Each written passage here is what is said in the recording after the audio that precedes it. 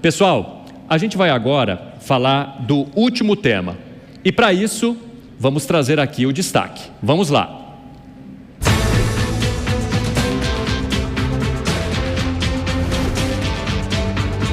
Políticas públicas eficazes e parcerias estratégicas são fundamentais para garantir a segurança alimentar. No Brasil, programas sociais geram renda e reduzem a fome, mas ainda há muito a ser feito. Como podemos fortalecer essas políticas e parcerias para garantir que ninguém fique sem acesso a alimentos seguros e nutritivos? Chegou a hora de discutir e encontrar soluções e parcerias para promover a segurança alimentar colaborativa. Vamos lá. A gente vai falar de políticas públicas e parcerias para a segurança alimentar. Para esse painel, eu quero receber aqui no nosso palco o apresentador do Jornal da Manhã, jornalista brilhante, Rafael Colombo. Chega mais. Aliás, Rafael, aplaudo mesmo porque esse trabalhou. Estava no Jornal da Manhã, saiu e veio para cá. Bem-vindo, Rafael Colombo. Vamos lá, para conversar com o Rafael Colombo, eu quero receber aqui João Manuel Scudeler de Barros, presidente da SP Negócios. Seja muito bem-vindo, presidente.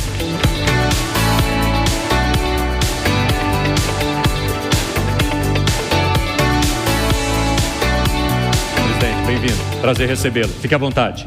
Também Sônia Francini, secretária dos Direitos Humanos e Cidadania. Vem para cá, secretária.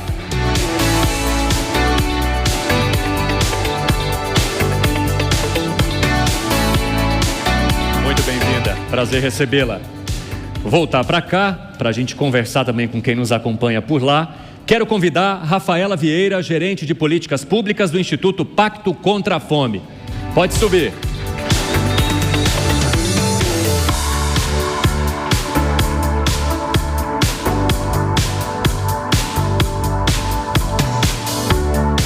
Como vai? Bem-vinda. E para finalizar, convido também o André Borges, diretor de sustentabilidade do iFood.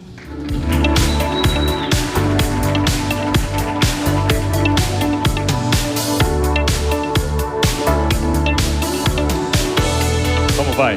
Seja muito bem-vindo. Rafael Colombo, é contigo. Cine, obrigado, meu amigo. Quero agradecer a todo mundo que está aqui com a gente, quero agradecer a todo mundo que está em casa nos acompanhando, debate importantíssimo.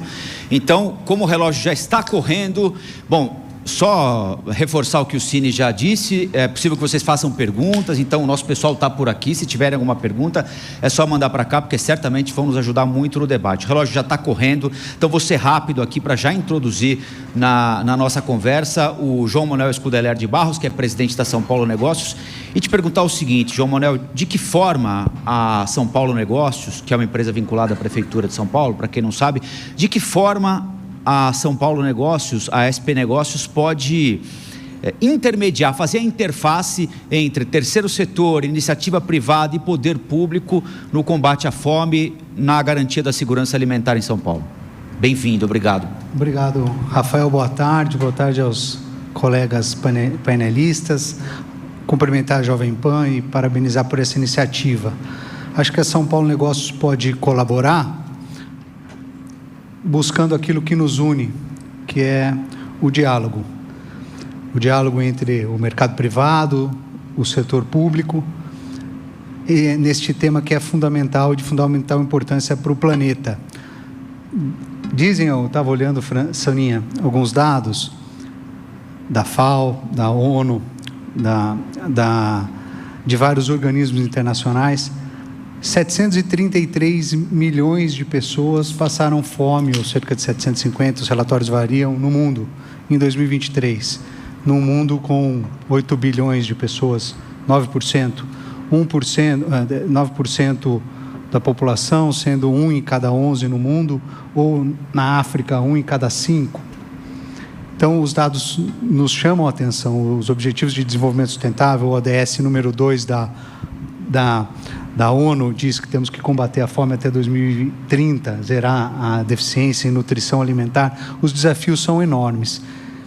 Dizer isso e dizer que no âmbito do município, a São Paulo Negócios busca parcerias entre o público e o privado, busca posicionar São Paulo no exterior para atrair empresas, atrair receitas, estimular as empresas brasileiras a exportar, muitas delas, Rafael, da área de alimentação, bebidas, alimentos saudáveis, orgânicos, naturais, produção da nossa região agrícola que existe em São Paulo, produtos também que vêm de outras regiões do Brasil e são exportados por aqui. A São Paulo Negócio busca, se o que nos une também é a alimentação, que é todo dia um cidadão no mundo levanta de sua cama para acordar e começar a sua jornada e busca fazer a sua primeira refeição, isso nos une.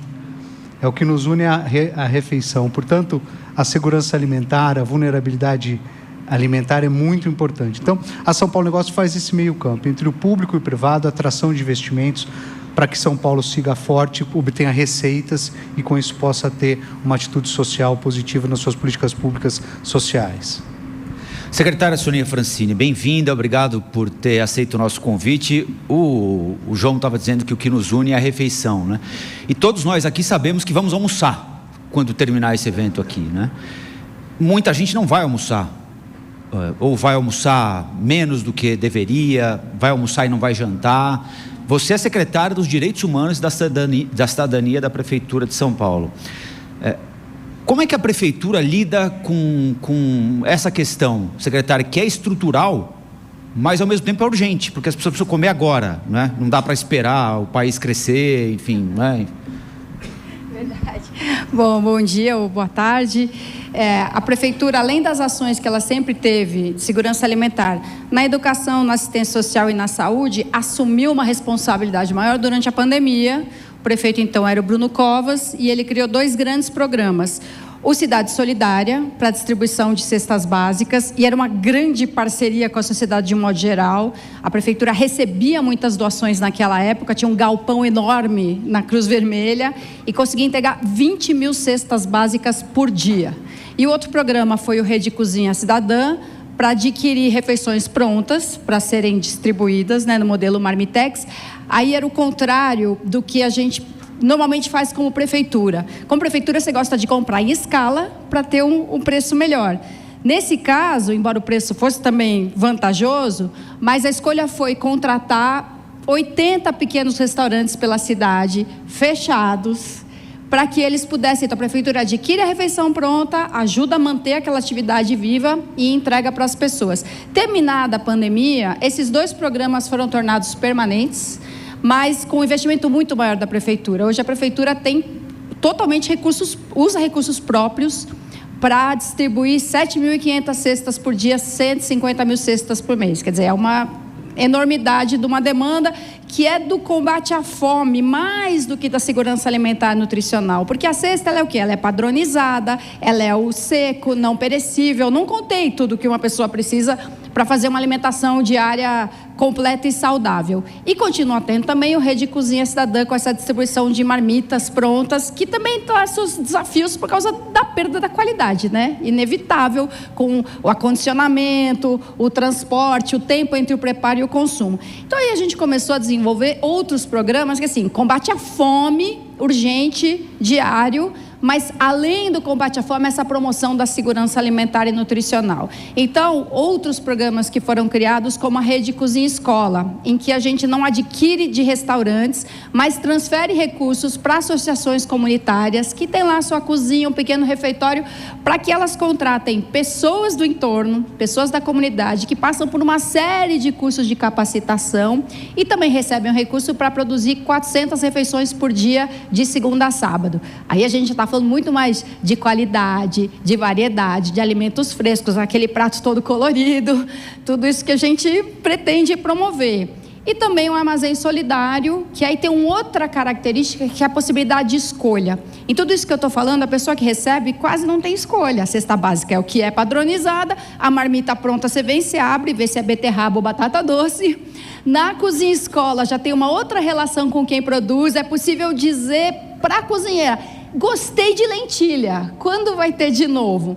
E no Armazém Solidário, a diferença é que as pessoas precisam adquirir, né, fazer um desembolso, mas é um mercadinho com produtos de qualidade, alimentação, higiene e limpeza, e que as pessoas do CadÚnico podem fazer as suas compras com essa liberdade de escolha, quero grão de bico, quero feijão preto, pagando o preço de custo. Então, isso sai normalmente 30% mais barato do que no mercado convencional. Então, esse é o caminho que a gente quer seguir, assim, mais alimento fresco, menos distância entre o preparo e o consumo e mais possibilidade de escolha. Bom, a Rafaela Vieira, que é gerente de políticas públicas do Instituto Pacto contra a Fome, também está aqui com a gente, para nos contar, Rafaela, onde é que se encontram o terceiro setor, a sociedade civil organizada, a iniciativa privada, o poder público, desde aquele indivíduo que quer contribuir pessoalmente, de maneira particular, para combater a fome de uma família que vive em condições inadequadas perto da casa dele, até a grande empresa que quer fazer doações, a prefeitura que está apta a receber. Como colocar tudo isso junto e transformar isso em uma política eficaz de combate à fome em todos os níveis, para o almoço agora, mas olhando daqui para o futuro também. Maravilha. Rafael, muito obrigada pela pergunta. Queria dizer que é um prazer muito grande poder estar aqui. O Pacto contra a Fome, ele nasce de um movimento de mais de 40 cofundadores de diferentes setores. Então, na verdade, está muito conectado ao nosso propósito, conseguir sentar nessa mesa. Então, fico muito feliz de estar dividindo esse tempo aqui com vocês. E, Rafael, eu queria começar dizendo que não é um desafio simples. Eu acho que reconhecer que conseguir fazer essa construção junto com diferentes setores é um desafio complexo pela sua própria natureza, é um primeiro passo para a gente aguentar e encarar a batalha. Então, acho que tem o primeiro ponto de reconhecer que não é fácil. Diálogo não é um processo simples, entender até onde vai a responsabilidade, a competência do outro e onde a gente se apoia e onde faz sentido deixar cada um fazer o seu trabalho. É um movimento de escuta e de diálogo, de construção conjunta que é bastante desafiador, mas a gente precisa abraçar o desafio da forma como ele é. E aí eu queria, de alguma forma, exemplificar um pouco esse processo e trazer aqui para vocês. Hoje, o Pacto contra a Fome, quando pensa essa colaboração entre diferentes setores, com política pública, sobretudo, a gente faz isso através de duas principais frentes. Uma primeira frente é a frente de articulação. Então, como que a gente entende quais são as políticas públicas que estão funcionando, que estão sendo efetivas, que estão gerando impacto na ponta, que estão enfrentando a fome, e como a gente, enquanto sociedade civil e o setor privado, a gente fortalece isso que está dando certo, né? Então, tem esse primeiro momento que é entender o que os dados, o que a evidência científica nos coloca como o que está gerando impacto, está dando certo, e é o nosso papel entender como que a gente fortalece isso, né? E aí aqui tem um trabalho muito, muito importante, que é de entender competências e onde que a gente pode estar se fortalecendo. Então, conseguir entender e escutar o que é a competência de uma prefeitura, por exemplo, e a partir disso conseguir colocar na mesa o que eu, enquanto instituto, consigo te apoiar, né? É um processo muito, muito importante. Em paralelo a isso, para finalizar minha fala, uma segunda frente que a gente atua também, que a gente vê uma grande possibilidade de conexão aqui entre todos, e vou até tomar liberdade de fazer conexão com a mesa que nos antecedeu, que é a frente de inteligência, dados e tecnologia. Então, existe um potencial muito grande da gente também estar se somando nessa frente. E aqui eu entendo que o caminho para a gente conseguir fazer isso de uma forma efetiva e que de fato contribua, é a gente conseguir entender onde estão os gargalos. Então, quais são dados que hoje ou estão faltando, ou estão pouco organizados, e como que a gente entra nessa para somar. Então, o setor privado, como vocês trouxeram muito bem na mesa anterior, ou a sociedade civil também apoiando o setor público a fazer uma série de mapeamentos, e aí a gente chega num cenário mais robusto para conseguir enxergar o problema da fome, como ele é e onde ele está disperso hoje no país, e nesse caso aqui em São Paulo. Se tem uma empresa que simboliza o alimento hoje em São Paulo, é o iFood, não é, André? Especialmente depois do período pandêmico, depois do período de pandemia, depois disso as coisas só avançaram, né? Você, como diretor de sustentabilidade da empresa, do aplicativo, avalia de que maneira a possibilidade de participação da iniciativa privada nesse conjunto de esforços que foram manifestados aqui por representantes de diversos segmentos. Bem-vindo. Obrigado. Obrigado pelo espaço. É um prazer estar aqui hoje. E aqui, mais do que representando o iFood, eu venho representando Todos à Mesa, que é uma coalizão das maiores indústrias de alimento do Brasil. Então, em outubro a gente completa 3 anos, o iFood é um dos fundadores, e que a gente tem uma pauta muito clara de combate ao desperdício de alimento, né? Então, desde outubro de 2021, que foi quando essa coalizão foi fundada ali junto com Nestlé, tem um pessoal da PepsiCo aqui também, Danone, Bauducco e outras grandes empresas. Hoje são mais de 30 que fazem parte da coalizão. Já foram mais de 16 mil toneladas que iriam para o lixo, seriam descartadas, mas que têm condição de consumo, e hoje está sendo redistribuída principalmente pelo Sesc Mesa Brasil, que eu acho que faz um trabalho assim, muito, muito importante aqui nesse sentido. E eu acho que, como a Rafa falou, é um problema complexo, assim, e se cada um olhar para o seu umbigo, não vai resolver. Então, é simples como isso, assim. Então, a gente tem que dar as mãos, sentar todo mundo na mesma mesa, discutir e ver como a gente avança. A proposta do Todos à Mesa e o Pacto contra a Fome, eles são complementares ali, né? Então, a gente dialoga muito aqui, porque acho que cada um tem sua função. A parte do Todos à Mesa, ele é muito focada em reduzir o desperdício da indústria, do varejo, né? Então, Carrefour, Açaí também fazem parte do movimento.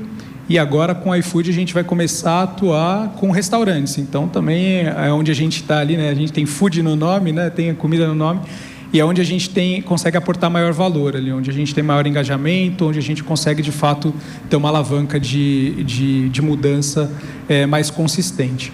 Mas eu acho que, assim, é um problema complexo, cada um tem que fazer sua parte e a gente precisa, de fato, se unir, discutir. Não pode ter ali concorrência, né? Esses temas de ESG, esse tema especial de combate à fome, com os dados que a gente tem no Brasil de pessoas passando fome, acho que a gente tem que se unir aqui e discutir isso de uma forma super aberta. Ótimo. Gente, eu quero deixar vocês à vontade para irem abordando aspectos que vocês forem ouvindo, achando interessantes aí. A secretária Soninha levantou a mão. É ótimo a gente começar admitindo que é complexo, que são muitos atores envolvidos, que cada um precisa saber seu papel. Todo mundo aqui está de acordo de que combate ao desperdício é uma das medidas fundamentais para que a gente consiga ter menos pessoas passando fome, menos desperdício de energia, recursos, etc. e tal. Se você vai num entreposto, numa central de abastecimento como a CEAGESP, por exemplo, você fica chocado, desesperado de ver a quantidade de comida que está literalmente no chão. Não é fácil dar um destino a isso. O comerciante, o permissionário, como o feirante também, não tem ninguém ali na barraca para cuidar disso, para separar esse aqui está comercializável, esse aqui não, esse aqui é só compostagem. Dá trabalho. Então, quem é que vai separar, acondicionar, transportar, distribuir, decidir para quem distribuir como? Você vai lá retirar. Muitas doações são desse tipo, assim, olha, eu tenho aqui um caminhão de melancia, mas eu não entrego. Então, se a gente não usar a inteligência, a tecnologia e esses hubs de articulação, governo, sociedade civil, setor privado, a gente vai continuar lamentando o desperdício, mas aquele tomate com um amassadinho, ele não anda dali e vai para a cozinha de uma organização. Então, inteligência e começando desse reconhecimento de que ou tem muita gente envolvida ou não vai ter um ator sozinho que dê conta. Rafael. Alô, Rafael, corroborando o que os colegas disseram, se o que nos une é a busca por uma alimentação diária saudável e o que nos une também aqui no pensamento é a necessidade de termos diálogo amplo, vale a pena lembrar duas pessoas importantíssimas, ilustres brasileiros que estudaram, pensaram e agiram nessa área da segurança alimentar. O professor Paulinelli, importantíssimo na história da Embrapa, nos estudos que permitiram o Cerrado brasileiro e o Centro-Oeste brasileiro serem hoje a potência que são no agro e abastecem o mundo. E dois... Salva de palmas para o ex-ministro. O professor Josué de Castro, médico, ensaísta, nutrólogo, ativista, cientista social. Nós tivemos aqui nesse mesmo painel, nesse mesmo hotel, uma homenagem a esses dois brasileiros recentemente. Ambos pensavam e agiam da seguinte forma, unindo ciência, tecnologia, pesquisa, produção, produtores, empresas e serviço público, a área pública. Nós sabemos, já vimos na história recente do país, que sem ciência nós não vamos para frente, a gente não salva vidas, a gente não se alimenta e não tem saúde. Então, a São Paulo Negócios busca fazer isso. Da leitura da gestão, citada aqui pela Soninha, da gestão Bruno Covas, muito bem conduzida pelo prefeito Ricardo Nunes, desta leitura de que é preciso dialogar, estarmos atentos ao que está acontecendo no mundo, a uma briga, a um desafio que é global, a administração pública, liderada pelo prefeito Ricardo, fez com que a SP Negócio, estimulou a SP Negócio a se posicionar, levar São Paulo ao mundo e conversar com esses diversos atores nas mais diversas áreas. Muitos, ou todos, buscamos uma alimentação, mas nem todos vamos para a roça trabalhar, ou vamos para um laboratório pesquisar uma semente. A maioria tem outras atividades. A minoria luta para a produção, ou luta num laboratório, numa universidade, no instituto de pesquisa, para alimentar a todos que vivem em áreas urbanas, né? Majoritariamente megalópolis, metrópolis. Então, São Paulo Negócios leva empresas, está à disposição de quem for empresário, estiver nos ouvindo, assistindo, vai levar o empresário para fora, conhecer, discutir, levar as nossas políticas públicas e também absorver o que está rolando, o que está acontecendo no mundo, para trazer novas tecnologias, novas pesquisas, novas ideias para a metrópole, para São Paulo, que é um país. Nesse sentido, é a nossa contribuição hoje aqui nesse painel, dizer da leitura do posicionamento de São Paulo nesse mundo global. Atraindo investimentos, para finalizar essa etapa, atraindo investimentos, nós estamos atraindo divisas para o município, receita. E com isso nós estamos permitindo políticas sociais que previnam, que ajudem a educação, como disse aqui o Padula, com as escolas, nas creches. São Paulo hoje não tem nenhuma criança na fila da creche, nenhuma mãe esperando vaga na creche. São políticas sociais que são possíveis ser feitas na saúde e na educação, através da atração de investimento, que trazem receitas para o município nesta linha de diálogo, porque os países precisam dialogar. O mundo, as cidades, uma metrópole como São Paulo precisa dialogar e ir atrás de investimento com respeito, com habilidade, tolerância, porque o mundo é global, multilateral, e só dialogando nós vamos atrair investimentos usando do carisma, da amizade, do respeito que o Brasil tem lá fora e sempre teve com todos os países. Rafaela, a fome está necessariamente, imediatamente conectada ao crescimento da economia ou não necessariamente? Ótima pergunta, Rafael. Hoje a gente enxerga no Pacto contra a Fome, e gostaria muito de dividir aqui com todos vocês, que para a gente conseguir enfrentar de uma vez por todas o problema da fome, a gente precisa entender que ele é complexo.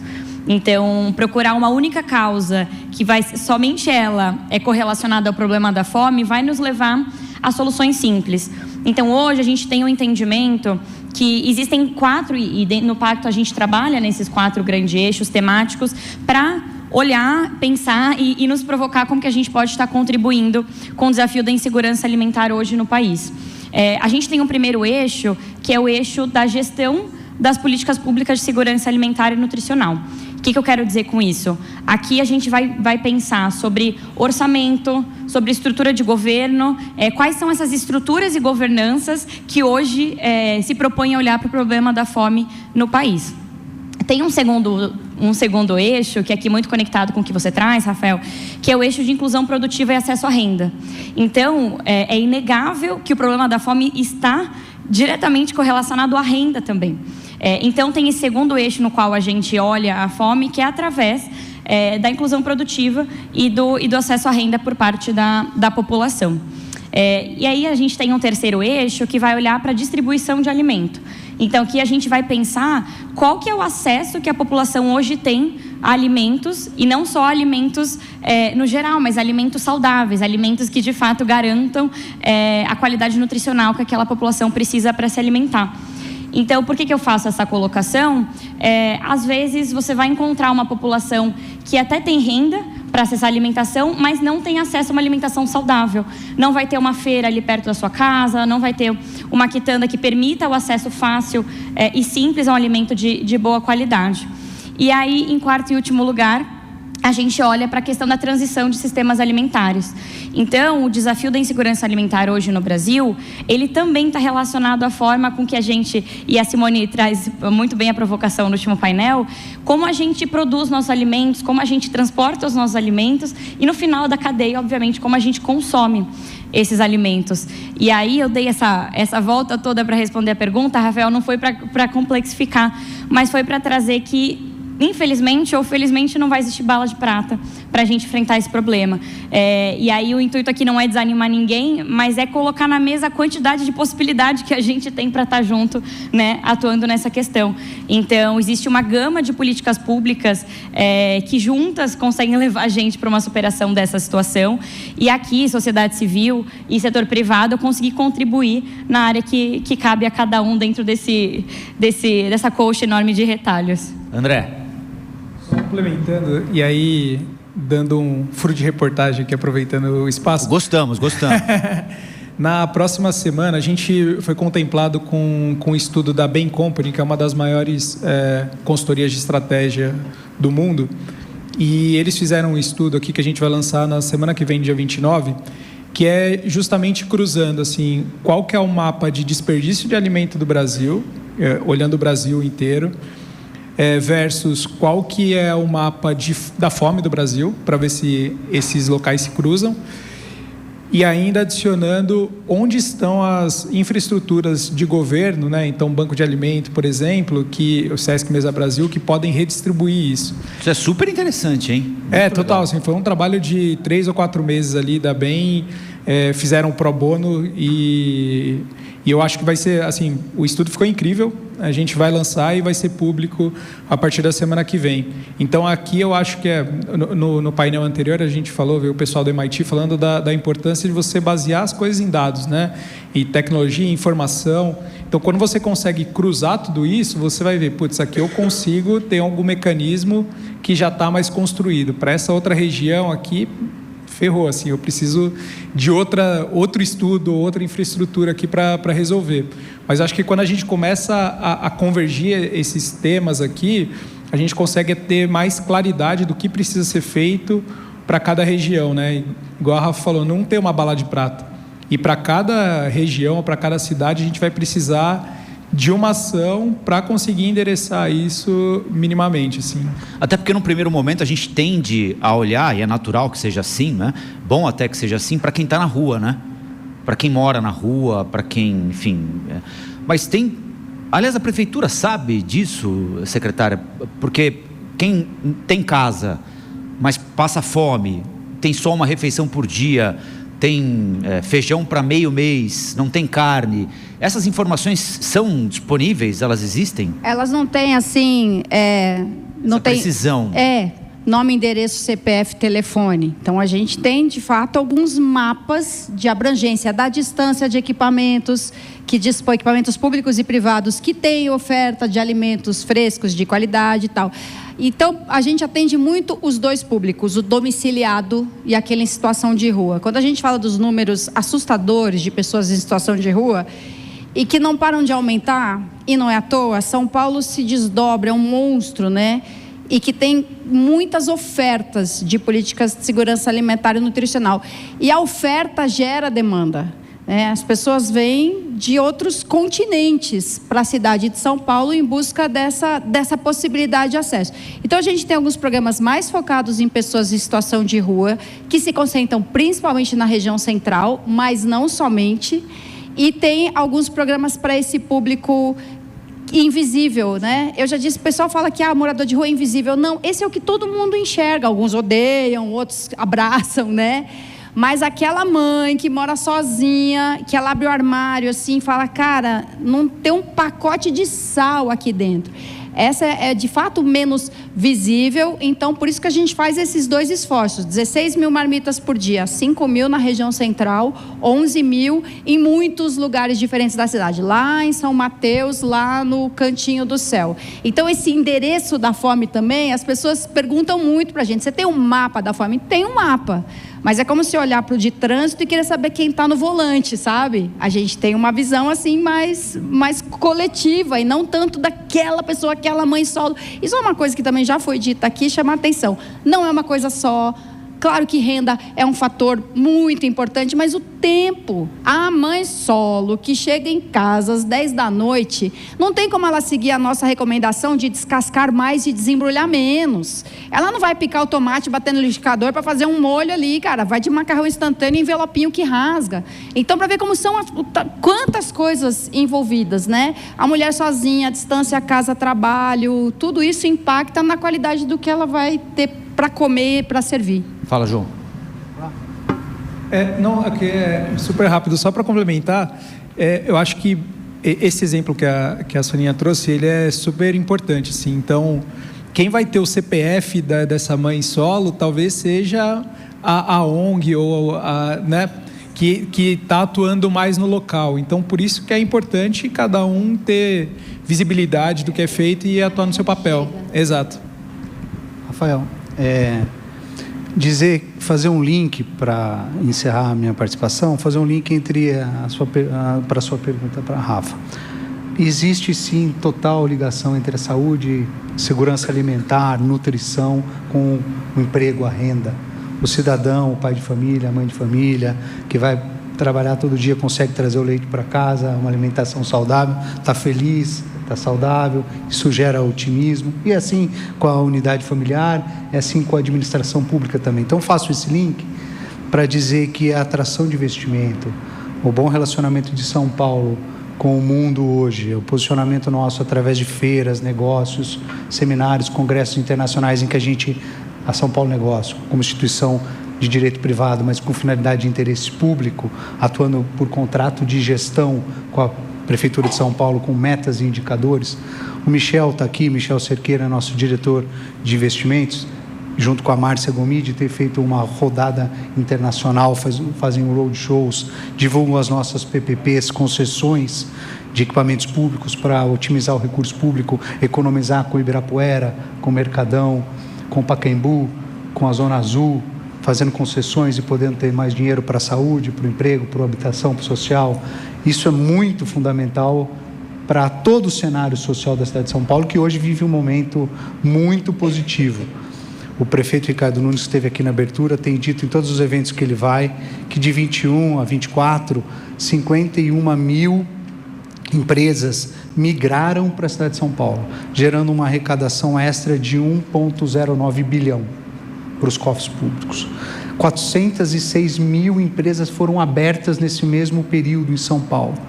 Nós temos um programa exitoso de concessões e privatizações procurado pelo mundo, por players do mundo inteiro. Isso tudo gera uma responsabilidade fiscal, os contratos têm segurança jurídica, são bem administrados, temos uma agência de regulação e fiscalização que a SP regula.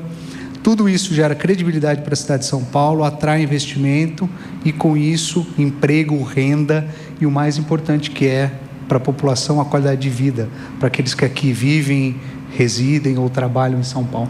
Então, poder contribuir nesse debate, que é de fundamental importância sobre segurança alimentar, vulnerabilidade alimentar, que, aliás, ela é variada no mundo e no Brasil também. Hoje a Amazônia, por exemplo, é um dos lugares mais vulneráveis alimentarmente. A metrópole e o centro expandido de São Paulo quase zero, exceto com os moradores de rua. Mas é um desafio constante do mundo, macro, complexo, que tem as suas variáveis, que é um pouco espelho da desigualdade social, mas que São Paulo está se esforçando muito para atrair investimento, fazer exportações, concessões, privatizações e, com isso, gerar um caixa saudável, com responsabilidade fiscal e poder gerar emprego, renda e qualidade de vida para a sua população, que é o mais importante. Dá tempo, Cine, de fazer uma pergunta? Está me olhando com uma cara feia aí? Vocês viram como é que é? Quando eu subo a escada, já gera aquela tensão. Aí a pessoa sabe para onde ela deve caminhar. Vai lá, Você Rafa. fica olhando dali, já gera tensão de lá. Eu mantenho. É sempre essa troca de olhar para a pessoa entender. Tô brincando. Não, eu quero saber o seguinte, da Soninha, é ruim doar comida na rua? Porque existe uma polêmica, né? Pode parecer uma loucura, né? Eu vejo alguém passando fome e dou comida, isso é bom, necessariamente bom, né? Mas não é simples assim, me parece, né? Se eu fizer uma sopa hoje à noite e sair para distribuir em algum lugar, estou certo ou estou errado? Depende da sua organização para isso. Meu ex-marido morou 20 anos na rua, e o lugar onde ele morava recebia muita doação. Então eles recebiam mais do que uma doação por pessoa. E quando eles recusavam, assim, aqui a gente não está precisando mais, a pessoa que ia levar a doação ficava até ofendida, magoada. Como é que eu trago uma refeição aqui e a pessoa recusa? Então o ato de doar é universal, é muito importante, complementa muito, tem um contato ali afetuoso. Agora, a gente como poder público precisa dar um jeito até de criar condições melhores para que essa doação aconteça. Então é um desafio de fazer um cadastramento de entidades, uma organização, e de garantir que onde tem um ponto de doação, tem uma responsabilidade também pela coleta do resíduo, né? E aí a gente vai deixar de ter isso como um conflito e sim como uma atividade solidária.